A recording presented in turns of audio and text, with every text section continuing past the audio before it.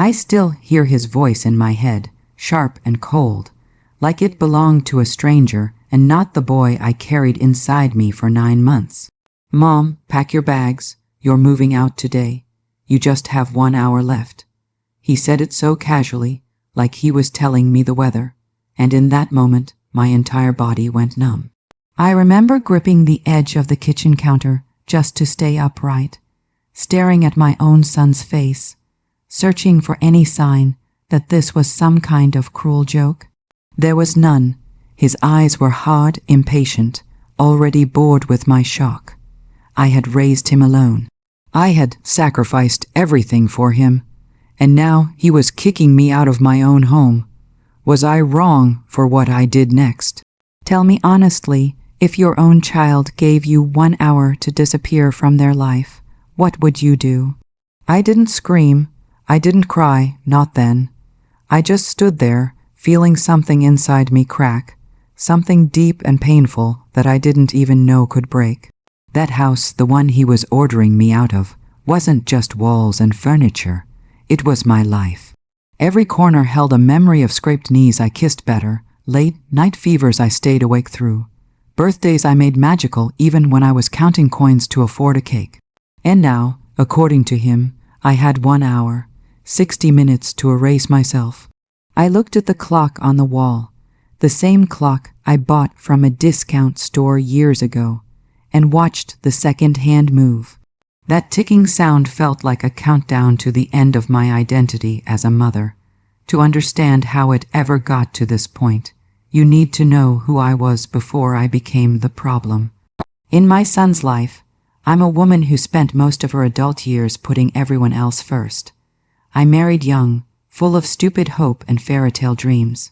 My husband, my son's father, was charming at first, the kind of man who knew exactly what to say. But charm fades when responsibility shows up. When our son was barely 3 years old, my husband decided he didn't want the weight of a family anymore. One evening he packed a bag, told me he needed freedom, and walked out. No dramatic fight, no apology. Just gone, I remember sitting on the floor that night, holding my sleeping child, whispering promises I wasn't sure I could keep. I promised him I would never abandon him. I promised I would protect him from everything. I promised I would be enough. And for years, I tried to live up to that promise. I worked 2 jobs, sometimes 3. I skipped meals so he could have seconds. I wore the same not clothes year after year, so he could have new shoes for school. When other women my age were dating or building careers, I was building a life around my son. I went to every parent-teacher meeting. I cheered the loudest at his school events. I was there for every heartbreak, every disappointment, every small victory. People used to tell me, "You're such a strong woman." And I believed that strength was measured by how much pain you could hide. As he grew older, things changed slowly, almost invisibly at first. He became distant, more private, more irritated by my presence. I told myself it was normal. Teenagers pull away. They need space. I gave him space, maybe too much. When he went to college, I was so proud I cried for days. I supported him financially as much as I could, even taking on debt to help him.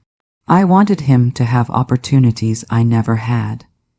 When he graduated and got a decent job, he suggested we move into a better house together. He said it made sense. He said we could support each other. I thought it was a blessing, proof that all my sacrifices meant something. The house was in his name technically because his credit was better. He insisted on it, saying it was just paperwork. I trusted him. I didn't think I needed legal protection from my own child. I paid what I could toward the household, cooked, cleaned, did everything I had always done. But the balance of power shifted. Slowly, he stopped asking my opinion. He started making decisions without me. If I questioned him, he'd sigh and say things like, "Mom, you don't understand how things work anymore." Or "You should be grateful I let you live here." Those words stung, but I swallowed the hurt. I didn't want conflict. I didn't want to lose him. Then came her, the woman who would change everything. He started dating her seriously, and at first I tried so hard to like her. I welcomed her into our home. I cooked her favorite meals after he mentioned them in passing.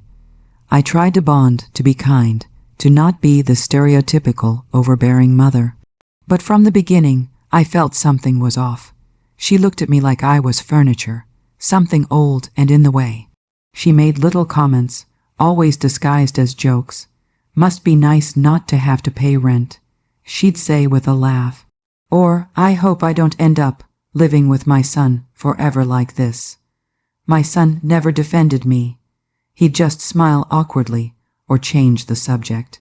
Over time, those comments turned into complaints. She wanted more privacy. She wanted the house to feel like their space. She didn't like how I decorated. She didn't like that I was always around. And slowly, my son began to echo her words. He started criticizing everything I did, the way I cooked, the way I spoke, the way I existed. I began to feel like a guest in the home I helped build. Still, I told myself this was temporary, that once they settled, things would improve. I kept telling myself that love meant patience. The day it all exploded started like any other. I was in the kitchen making tea when my son walked in with that same hard expression I now can't forget. He didn't sit. He didn't soften his tone. He just dropped the sentence like a bomb. Mom, pack your bags. You're moving out today. You just have 1 hour left. I remember asking him if he was serious, my voice shaking despite my efforts to sound calm. He said yes. He said his girlfriend was moving in permanently. He said I was causing tension. He said I was suffocating him. Each word felt like a slap. I asked him where I was supposed to go. He shrugged.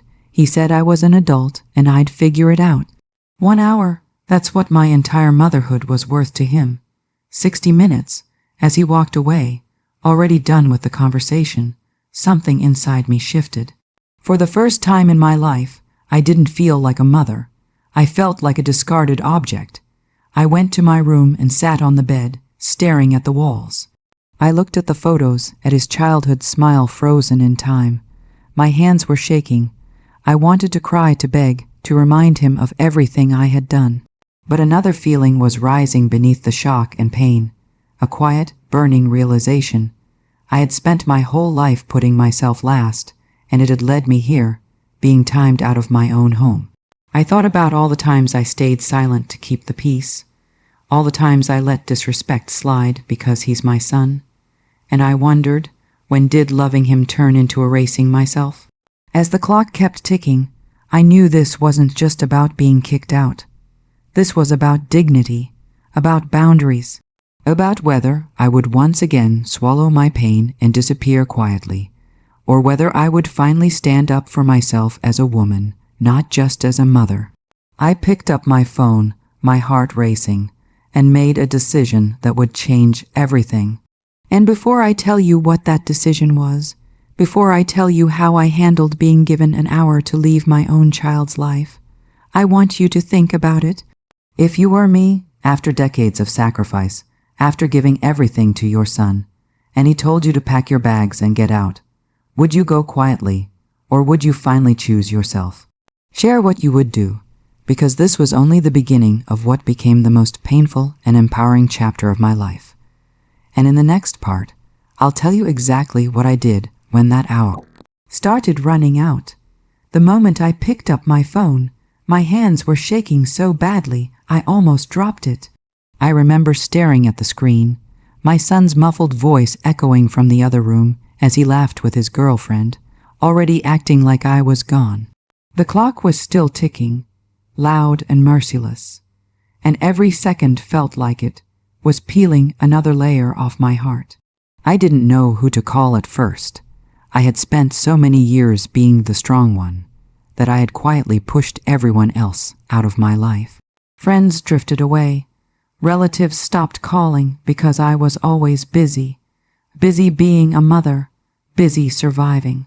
Now, with 1 hour to erase myself, I realized how alone I truly was. I called my sister first. We hadn't spoken properly in months, not because of any big fight, but because life had just happened. When she answered and heard my voice, something in her tone changed immediately. I told her everything in one breath, about the ultimatum, the hour, the way my own son looked at me like I was a burden. There was silence on the other end for a few seconds, and then she said something I didn't expect. She said, "You're not going anywhere, not like this." Her words hit me harder than my son's cruelty. I wanted to believe her, but years of self-doubt whispered that I didn't deserve help, that I should just pack my bags and disappear quietly like I always did. But my sister insisted. She told me to slow down, to breathe, to not make any rushed decisions. She asked me whose name was on the house. When I told her it was my son's, I heard her sigh, heavy and frustrated. She told me something that made my stomach drop. She said, "Just because it's in his name doesn't mean he can throw you out in an hour. You've been living there. You've contributed. You have rights." Rights, that word felt foreign to me. I had spent so long thinking in terms of obligations and sacrifices that I had forgotten I was allowed to have rights too. I hung up and sat there, staring at my suitcase in the corner of the room. I had already pulled it out without even realizing it, like my body was on autopilot, trained to obey. I opened it and placed a single sweater inside, then stopped. My hands froze. Why was I doing this? Why was I once again obeying an order that crushed me? I stood up and looked at myself in the mirror. The woman staring back looked older than her years, eyes tired, shoulders hunched like she was bracing for another blow. And for the first time, instead of feeling pity, I felt anger, real, hot anger. I walked out of my room and into the living area. My son and his girlfriend were on the couch, whispering and laughing. When they saw me, they stopped. He looked annoyed, like I was interrupting something important.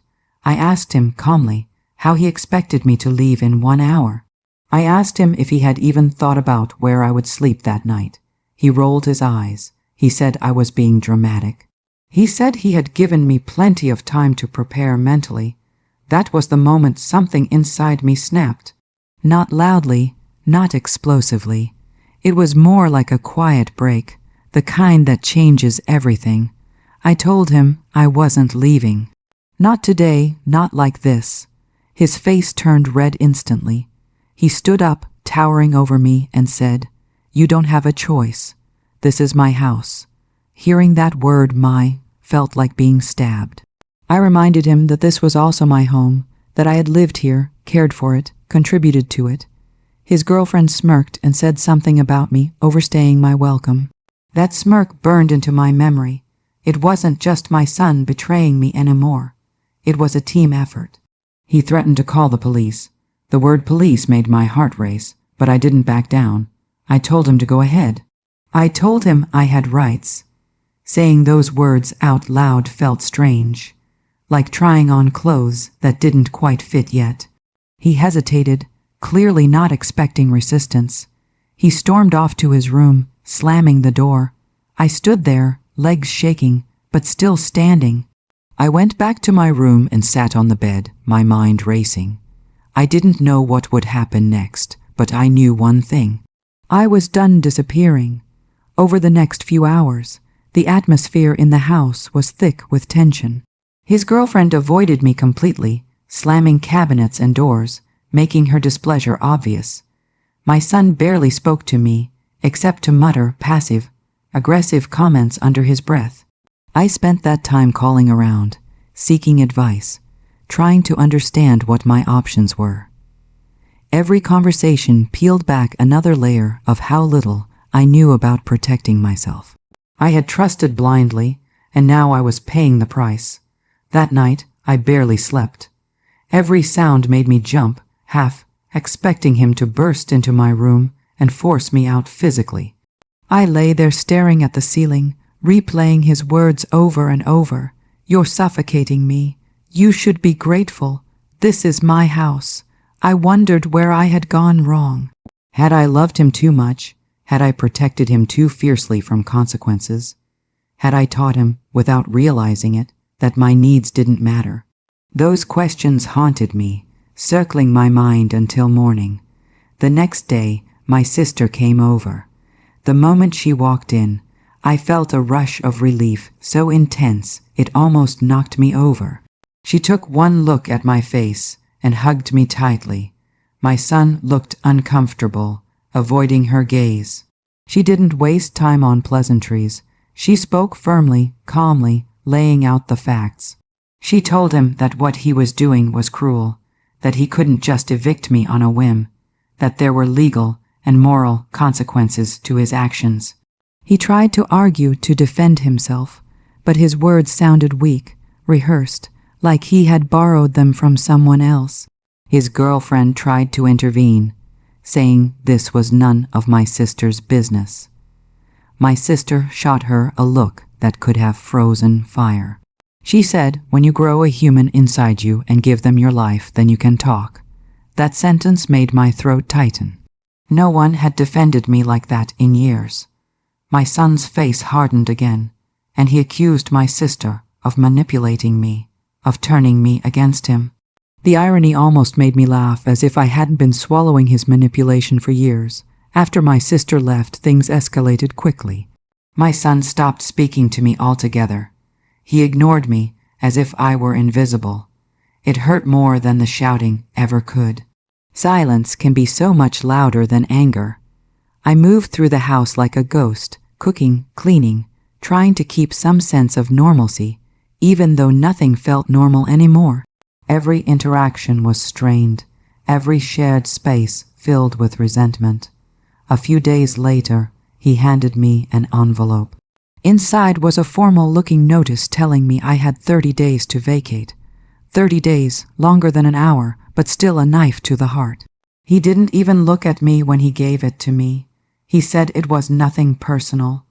I wanted to scream at that. How could it not be personal? I was his mother. I had given him my entire life, and now I was just an inconvenience to be legally removed. That night, I cried harder than I had in years.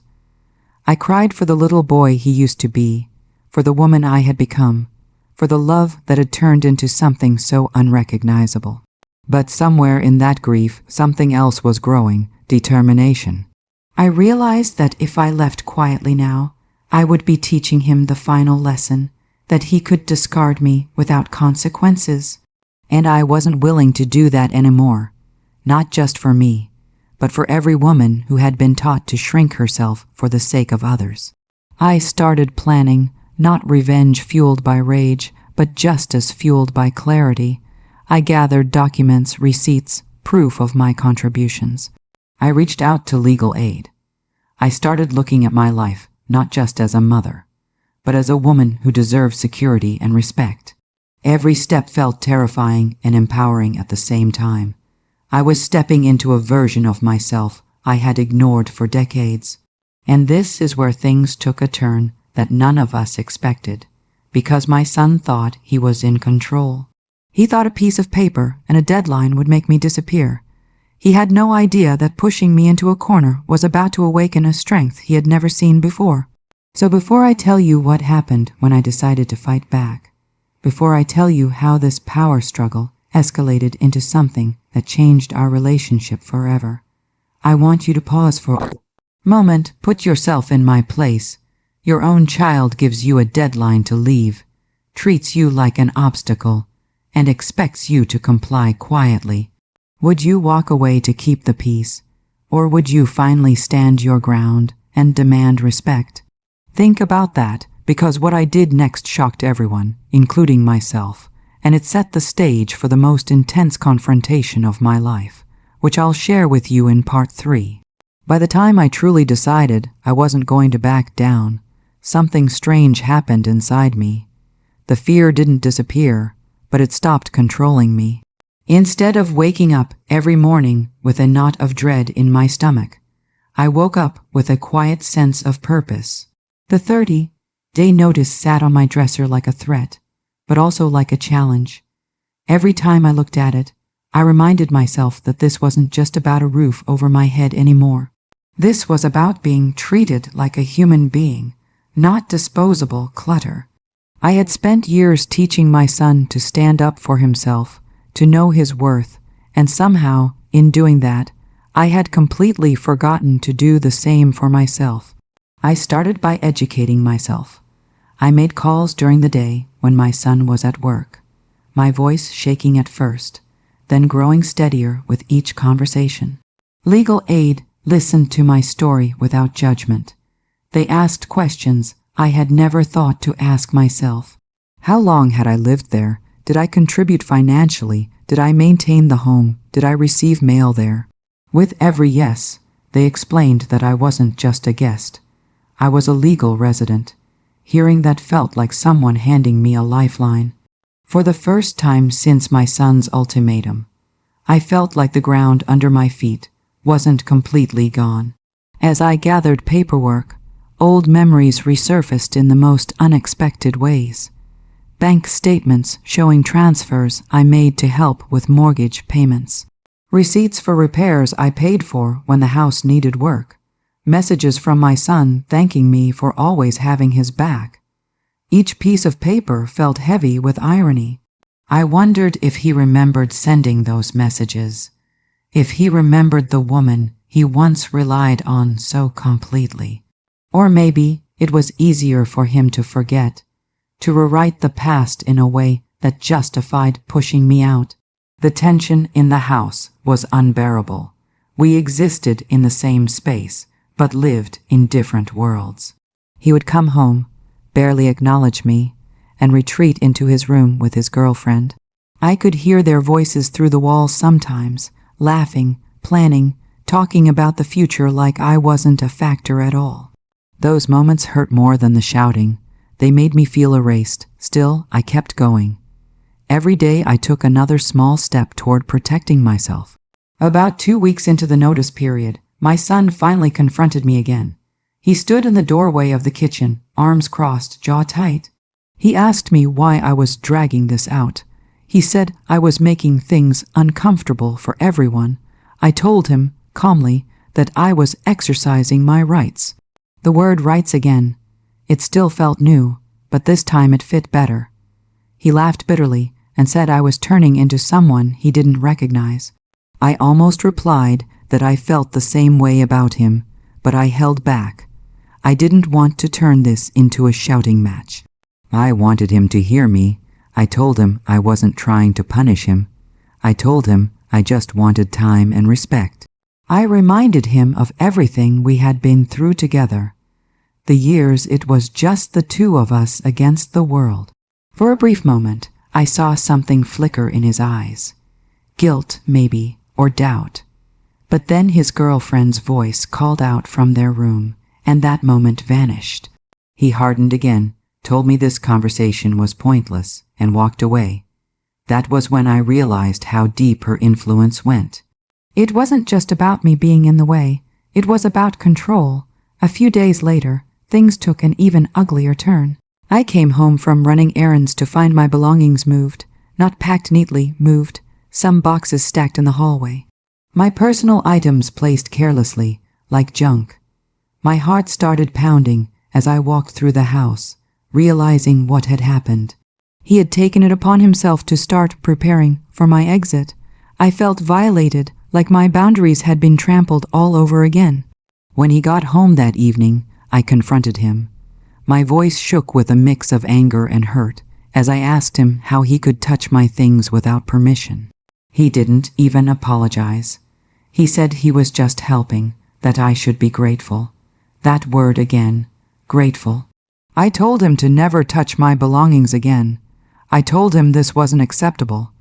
His face twisted in anger, and he accused me of being dramatic, of trying to guilt-trip him. His girlfriend stood behind him, arms folded, watching like this was some kind of entertainment. In that moment, I understood something painful and freeing at the same time. I couldn't rely on his empathy anymore. If I wanted to protect myself, I had to stop expecting him to suddenly become the son I remembered. That night, I locked my door and slept with my phone in my hand. I hated that it had come to this, that I felt unsafe in my own home. But I also knew I was doing the right thing. I documented everything. I took photos of my moved belongings. I wrote down dates, times, exact words. It felt cold and clinical, but it was necessary. This wasn't just a family disagreement anymore. It was a conflict with real consequences. As the days passed, my resolve grew stronger.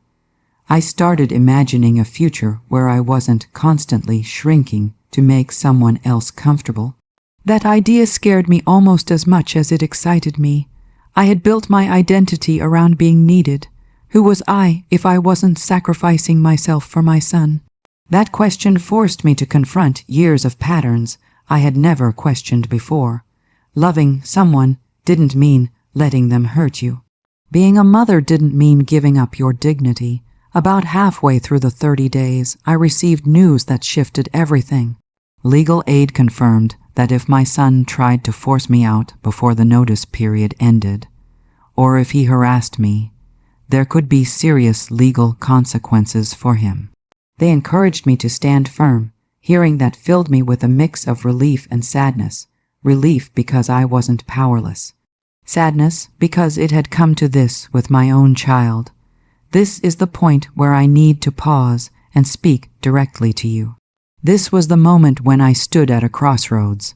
I could have given in, packed my bags, and left quietly to avoid further conflict. Or I could continue standing my ground, knowing it might permanently damage my relationship with my son. Before I tell you what happened next, before I reveal how this choice led to a confrontation none of us could have imagined, I want you to stop for a second.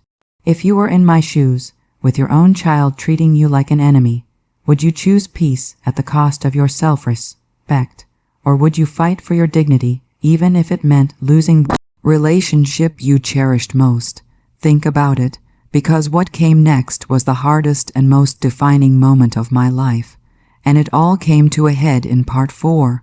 The day everything finally exploded is burned into my memory in a way I don't think time will ever soften. It started quietly, almost deceptively calm, the kind of calm that makes your skin prickle because you know something is coming. I woke up that morning with a strange heaviness in my chest, like my body already knew what my mind hadn't caught up to yet. I made myself a cup of tea, hands steady now in a way they hadn't been weeks earlier, and sat at the kitchen table staring out the window. Somewhere deep inside, I knew this wasn't going to end with silence or avoidance anymore. Something had to give. My son came home earlier than usual that day. I heard the front door open, the sound sharp and final. He didn't greet me. He didn't even look at me at first. He went straight to his room, and I could hear raised voices through the walls, his and his girlfriend's, tense and angry. My stomach tightened. I had learned to recognize that tone. It meant decisions were being made without me, about me. Few minutes later, he walked into the kitchen, holding his phone in his hand like a weapon. He told me he had spoken to a lawyer friend. He said I was being unreasonable. He said I was making things harder than they needed to be. And then he said something that felt like a final betrayal. He said he regretted letting me live with him in the first place. That sentence broke something open in me. All the pain, the fear, the anger I had been holding back came rushing to the surface, but instead of screaming or crying, I felt an unexpected clarity. I looked at him and realized I was no longer talking to the little boy I raised. I was talking to an adult who had made choices he now needed to take responsibility for. I told him calmly that I wasn't leaving until my legal rights were respected. I told him that touching my belongings and trying to intimidate me was unacceptable. I told him I was done being treated like a burden. His girlfriend stepped forward then, her voice sharp, accusing me of manipulating him, of trying to ruin their relationship. She said I was selfish, that I should want my son to be happy, even if it meant sacrificing my comfort. Hearing another woman say that to me hurt in a way I can't fully describe. Women are taught to understand each other, to empathize, to lift each other up. Instead, she was asking me to disappear. I looked at her and asked a simple question. I asked her if she would ever treat her own mother this way. She didn't answer. She just looked away. That's when my son lost his temper completely. He started yelling, telling me to stop causing drama, telling me I was ruining his life. His words were loud, cruel, and filled with resentment I didn't know he carried. Neighbors could probably hear us. I remember feeling my heart pounding, but I stood my ground. I told him he was responsible for his own happiness, that pushing me out wasn't going to magically fix whatever emptiness he was feeling. For a moment, it looked like he might say something else, something real, but instead he stormed out of the house, slamming the door so hard the walls shook. After he left, the house felt eerily quiet. His girlfriend followed him, throwing me one last look filled with contempt. I sank into a chair, my legs suddenly weak, and for the first time since this all began, I let myself cry openly, not just for what had been said, but for what had been lost. I cried for the relationship I thought I had with my son, for the future I had imagined where we supported each other, for the love that had turned into hostility. It felt like mourning someone who is still alive. A few hours later, my sister called. I told her everything that had happened, my voice breaking as I relived the confrontation. She listened quietly, then told me something that changed the way I saw the situation. She said, "You're not destroying this family. You're exposing what was already broken." Those words stayed with me. I realized that standing up for myself wasn't what caused this rift. It just made it impossible to ignore anymore. In the days that followed, things escalated quickly. My son tried to limit my access to shared spaces. He changed the Wi-Fi password. He stopped buying groceries, forcing me to get my own. Each small act felt petty and cruel, like he was trying to wear me down. But instead of breaking me, it strengthened my resolve. I documented everything, kept copies of messages, recorded dates and times. I stopped engaging in arguments. I spoke only when necessary, calmly and clearly. It was one of the hardest things I've ever done, to remain composed while being treated like an enemy in my own home. Then came the moment that shifted the balance of power entirely. I received a call from legal aid telling me that based on everything I had documented, I could file a formal complaint and request mediation or even legal action if the harassment continued. The idea of taking legal steps against my own son made me physically ill, but I also knew I couldn't keep living in fear. I didn't want revenge, I wanted accountability. I wanted him to understand that actions have consequences, even when they're taken against someone who loves you. When my son came home that evening, I told him I had spoken to legal aid again. I told him calmly that if the harassment didn't stop, I would have no choice but to take further steps. The look on his face was pure shock. I don't think he ever believed I would go that far. He accused me of threatening him, of trying to ruin his future. I told him quietly that I was trying to protect my present. There was a long silence between us, heavy and uncomfortable. For the first time, I saw uncertainty in his eyes. That night, he didn't bring his girlfriend over. The house was quiet, too quiet. I lay in bed staring at the ceiling, my emotions tangled and raw. I hated that it had come to this. I hated that I felt like I was choosing between my dignity and my relationship with my son.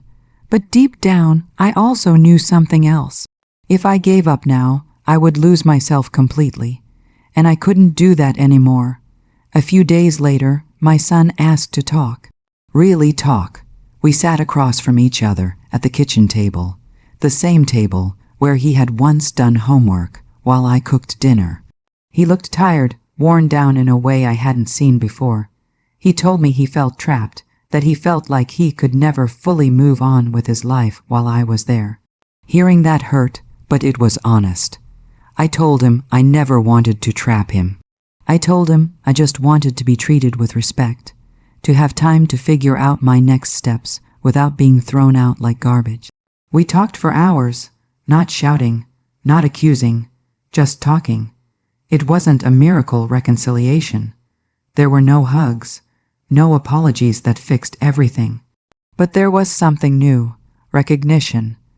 He finally acknowledged that giving me 1 hour to leave was cruel. He admitted he had let his anger and his girlfriend's pressure override his empathy. That admission didn't erase the pain, but it mattered. We agreed on something neither of us had considered before, a mediated plan, a timeline that worked for both of us. I would move out, yes, but on my terms, with dignity, with time to prepare, and with financial clarity about what I was owed. It wasn't the ending I had once dreamed of, but it was fair, and fairness felt like a victory.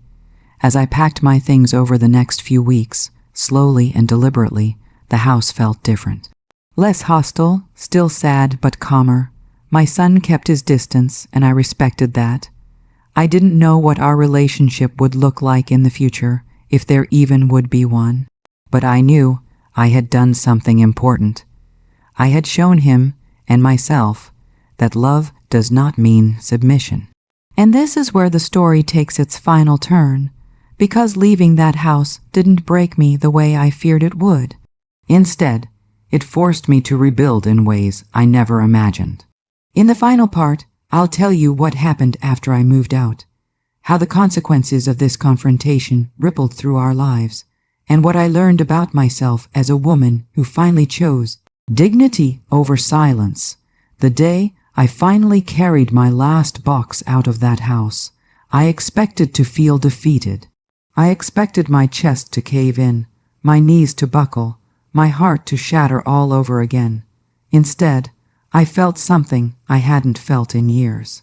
I felt light, not happy in a joyful, celebratory way, but light, like I had set down a weight I'd been carrying for decades without realizing how heavy it was. As I closed the trunk of my sister's car, I took one last look at the house. It didn't feel like home anymore, and for the first time, that realization didn't destroy me. I moved into a small apartment. Nothing fancy. Just a quiet place with sunlight that poured through the windows in the mornings. I remember standing in the empty living room on my first night there, surrounded by boxes, listening to the silence. No tension, no footsteps filled with resentment, just me. I sat on the floor and cried, not from pain this time, but from release. For the first time in my adult life, every choice I made in that space would be mine. What to eat, when to sleep, how to decorate. It felt strange and empowering all at once. The first few weeks were hard in ways I hadn't anticipated. I missed my son terribly. I would reach for my phone instinctively, wanting to call him, to tell him about something small and silly like I used to. Then I'd remember where we stood, and the loneliness would hit me like a wave, but alongside that grief, something else was growing. Self-respect. I started setting routines just for myself, morning walks, cooking meals I actually liked, sitting with my thoughts instead of running from them. I realized how much of my life I had spent reacting to others instead of listening to myself. My son and I didn't speak much at first. When we did, it was brief and careful. He transferred the money we had agreed on. No arguments, no drama. That alone told me how much things had changed. A few months later, he called me unexpectedly. His voice sounded different. Softer. He told me he missed me. He told me he didn't realize how much he relied on my presence until it was gone. I listened. I didn't rush to fix things. I didn't apologize for standing up for myself. I just listened. For once, I allowed him to meet me halfway. His relationship didn't last. I wasn't surprised, but I didn't feel any sense of victory either. It wasn't about her anymore. It was about him learning who he was without using me as a safety net or a scapegoat. Over time, our relationship began to heal, slowly and imperfectly. We set boundaries, real ones. He respected my space. I respected his. Our conversations became more honest, less performative. We weren't pretending everything was fine. We were building something new, something more balanced. Looking back now, I can see how close I came to disappearing completely. If I had packed my bags in that 1 hour, if I had left without a word, I would have taught him the same lesson I had taught the world my whole life, that my needs didn't matter. Standing my ground didn't make me a bad mother, it made me a whole woman. I learned that love without boundaries turns into resentment, and sacrifice without respect turns into self-erasure. If there's one thing I want you to take from my story, it's this. You can love someone with your entire heart and still say no. You can be a mother and still demand dignity. Choosing yourself doesn't mean you love others less. It means you finally love yourself enough to stop disappearing. I don't regret standing up for myself. It was the most painful thing I've ever done, and also the most freeing. So now I want to hear from you. Was I wrong for refusing to leave when my son gave me 1 hour? Would you have done the same thing in my place, or would you have walked away to keep the peace? Like this video if you were on my side. Subscribe for more real, emotional stories like this, and share your thoughts on this whole mess in the comments below. Your support means more than you know. I'll see you all in the next story.